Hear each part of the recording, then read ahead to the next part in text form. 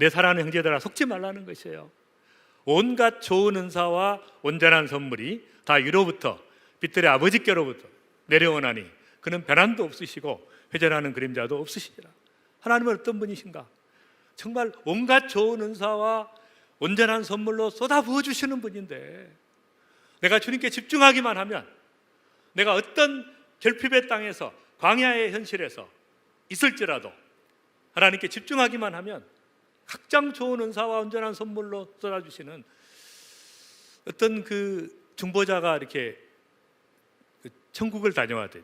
잠깐 졸았는데 천국을 갔대요. 근데 주님이 그러시더래요. 창고를 갔는데 그 창고에 자기가 알고 있는 수많은 성도들의 이름이 붙어 있는 엄청난 선물과 보화들이 있더래요. 천국 창고에. 근데 아무도 가져가지 않았다는 거예요. 그러니까 보좌를 밀고 오는 사람만이, 하나님의 보좌 앞에 나가서 기도하는 사람은 그 엄청난 은혜를 받을 수가 있는데, 아무도 기도하지 않기 때문에, 하나님께 집중하지 않기 때문에 하나님이 주려고 하는 엄청난 보화와 선물과 각종 은사와 그것들이 그냥 그 창고에 그냥 박혀 있더라는 것이에요. 기도하시기 바랍니다. 중보하시기 바랍니다. 하나님 붙잡고 나가시기 바랍니다. 하나님 주시고자 하시는 분이에요. 작정하신 분이에요. 주려고 작정하신 분인데 아무도 기도하지 않고 세상 방법을 의존하고 그렇기 때문에 줄 수 없다는 것이죠.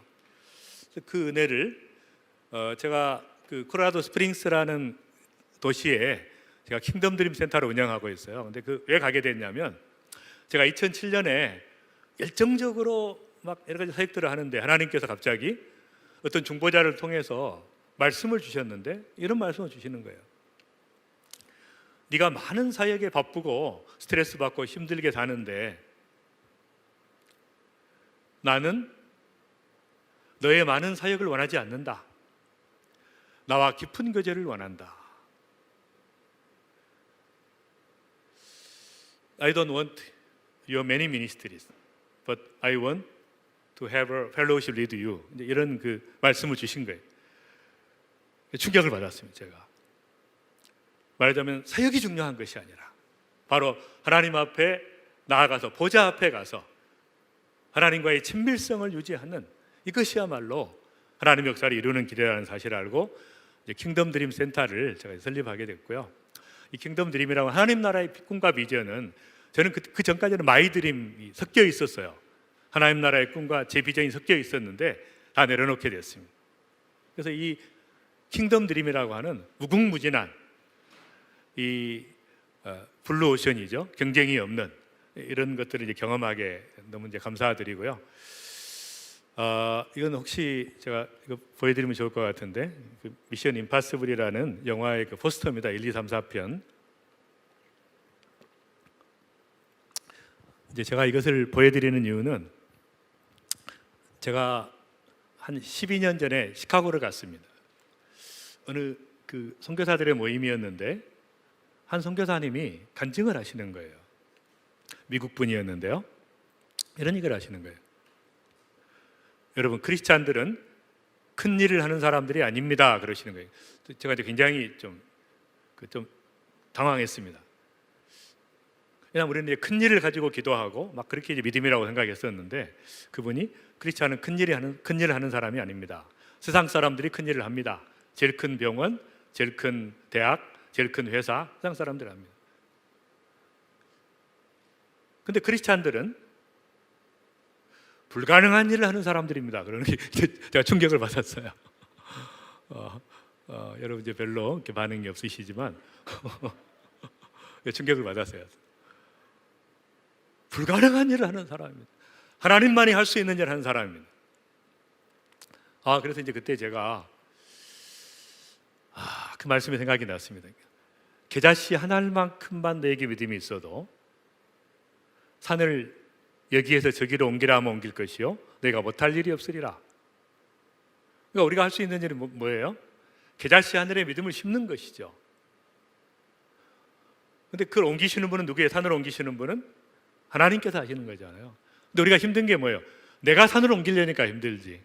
근데 그게 아니라 우리는 겨자씨 하나에 믿음을 심고 하나님께서 하실 수 있다고 믿고 불가능한 일에 도전하는 여러분, 한 사람을 변화시키는 일 세상 사람은 절대 할 수 없는 일이에요. 불가능한 일이에요. 그것이 어떤 일일까는 각자가 있습니다. 그때 제가 굉장히 충격을 받았어요. 그래서 이 시대에 하나님께서 원하시는 일이 무엇인가? 이 코로나를 통해서 하나님이 강력한 메시지가 있는데 두 가지예요. 하나는 추수를 이루라는 것입니다. 마지막 주님 오실 날이 가까운 이때 여러분이 추수의 현장에 있는데 바로 추수와 또 하나는 홀리니스, 거룩함이라고 하고 저는 온전함이라고 번역을 합니다마는 추수와 온전함이에요. 마지막 이제는 교인으로 살아가는 것이 아니라 모든 성도들이 정말 왕의 군대로, 사명자로, 그 다음에 모든 성도들이 거룩한 자로 온전한 인격을 가지고 그리스도의 신부로 살아가라고 하는 이 메시지가 이 시대의 메시지입니다. 만약 이 메시지를 발견하지 못한다 그러면 또 좀 교회가 예배드릴 수 있게 해달라 이렇게만 기도한다 그러면 하나님께서 역사하시는 아무 의미가 없죠. 모든 성도가 깨어서 왕의 군대로 그리스도의 신부로 회복되라고 하는 강력한 메시지죠. 저는 마지막 시대에 이런 하나님 나라의 꿈에 두 가지 아젠다가 있는데 하나는 충만이라고 하는 것이에요. 하나님 나라의 충만이라고 하는 것과 또 하나는 성취라고 하는 하나님 언약의 성취라고 하는 두 가지입니다. 그러니까 마지막 시대에 우리에게 요구하시는 거예요. 언약을 성취하되 충만함을 가지고 나가라는 것입니다. 하나님의 충만이 없이 언약을 성취하려고 하는 세계 선교를 하려고 하는 이건 힘들어요. 또 풍성함만 가지고 충만함만 가지고 있으면 안 됩니다. 반드시 목표가 있어야 돼요. 대추수에 하나님 나라의 신속한 세계 복음화에 목표를 맞춰야 됩니다. 이 두 가지가 마지막 시대에 하나님께서 우리에게 주시는 중요한 명제라고 생각을 합니다. 그래서 이 이스라엘 백성들이 부르짖었을 때 무리바 물가에서 물이 없어서 부르짖었을 때 하나님께서 이런 얘기를 하시죠. 나는 너를 애굽 땅에서 인도하여 낸 여호와 내 하나님이니 내 입을 크게 열라 내가 채우리라. 나는 그런 정도가 아니에요. 큰 일을 하는 정도가 아닙니다. 크게 열으라는 것이에요. 아버지 앞에 입을 크게 열라는 것입니다. 내가 채우겠다는 것이에요. 이 무리바 물가의 갈급함을 가지고 결핍의 상태에 있을 때 바로 하나님 앞에 나가서 내 입을 크게 열라는 것이에요. 부르짖으라는 것입니다. 내가 채우겠다는 것이에요. 제가 이 말을 이제 볼 때마다 생각나는 것이 제가 의과대학 다닐 때 그 신경해부학이라는 과목이 있습니다. 이게 이 뇌를 골을 빼가지고 이렇게 두부처럼 잘라서 각 신경들을 얌송하는 건데 저는 그런 거 싫어하거든요. 의과대학 다녀도 그래서 무조건 그냥 낙제했어요. 낙제했는데 재시하라고 다시 재시험의 기회가 주어졌습니다. 그런데 그 교수님이 그래요. 그 두부처럼 잘라놓은 깍두기처럼 잘라놓은 골을 아무거나 들고 설명해보라는 거예요. 무슨 신경인지 아무거나 들고 해보라는 거예요. 굉장히 당황했죠. 근데 이제 그분이 그 그레이스를 베풀어 주셔가지고 제가 낙제하지 않고 의과대학을 졸업하게 됐습니다. 근데 그분이 이렇게 이야기하는 거예요. 신경해부학의 바다와 같은 신경해부학의 이 물에서 네가 스펀지인데 마음껏 흡수해 봐라는 거예요. 흡수한 거 네가 이야기해 봐라는 거예요. 그러니까 자기는 바다와 같은 지식을 가지고 있는데 너는 네가 흡수한 만큼 설명하라는 거예요. 딱 이 생각이 들었어요. 하나님께서 얼마나 크신 분인데 네가 입을 열 만큼 내가 채워줄 테니까 크게 열라는 것이에요. 전 세계 사람이 다 크게 열어도 채워주기도 남음이 있으니까 다 열라는 것이에요. 하나님이 어떤 분인가를 안다면 그렇게 하나님 앞에 이 광야와 같은 제가 이제 한 번은 그 고비 사막 마라톤에 제가 간 적이 있었습니다. 일주일 동안 이제 하루에 그 12시간을 달리는 또 70가지 장비와 일주일 식량을 가지고 하루 12시간을 달리는 이제 죽음의 마라톤에 제가 참석을 해요. 55세 때 제가 참석을 했어요. 그래서 이제 참석을 했는데 이제 거기 가면 이제 되게 죽을 수 있기 때문에 사인을 해야 됩니다. 죽어도 좋다는. 저하고 같이 가기로 한 목사님이 있었어요. 근데 그분은 아마 주변에서 아무도 사인을 하라고 반대해가지고 이분은 못하고 못 가시고 저는 본래 가려고 했던 게 아니고 그분 따라서 가려고 그랬는데 저만 가게 됐어요. 아무도 반대를 안 하시더라고요. 제 주변에서는 가라 그래요. 제 아내도 가라고, 거기 왜 약속했는데 안 가냐고, 가라고 그래가지고 할 수 없이 이제 믿음으로 가게 됐습니다. 그래서 이제 거기서 제가 살아 나왔는데요. 제가 지금 그쪽 주최 측에서 찍은 사진이에요. 지금 하루에 12시간을 이제 내리막길과 평평한 데는 달리고 오르막길은 걸어가는데, 제가 그때 받은 은혜가 엄청납니다. 왜냐하면 다른 사람들은 전부 자기 증명을 위해서 참석했어요. 그러니까 이 사람들이 막 마지막 12시간 만에 이제 골인하고 그 며칠씩 하는데요. 그때마다 막 욕을 해요. 엄청나게 많은 돈을 들여서 거기까지 오고 참가비도 3,000불이 넘는데, 들어오면서 막 써너브 비치하면서 어떤 놈이 이런 거 만들었냐고. 자기가 참석 안 했으면 됐지, 뭐하게 참석하면서 막 욕을 하면서 이렇게 들어오는데, 이 사람들이 자기 증명을 위해서 온 거예요. 근데 저는 하나님께서, 제가 중보자들에게 다 편지를 보냈어요. 이런, 죽을 수도 있는데 가야 됩니까 말아야 됩니까? 왜냐면 세계적인 선수들이 오거든요. 철인 3종 5종 막.